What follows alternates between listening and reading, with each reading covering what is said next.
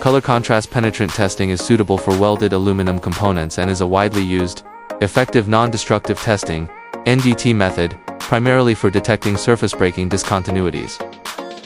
Thoroughly clean the inspection area with a dedicated cleaner. Apply red dye penetrant evenly. Dwell time typically ranges from 10 to 30 minutes.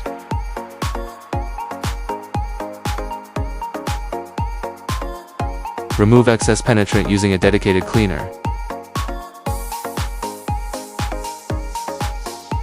Apply white developer.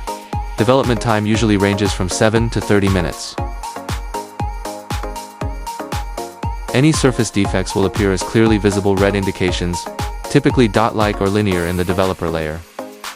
By comparing the indications on acceptable versus rejectable samples, inspectors can visually assess weld integrity against acceptance criteria.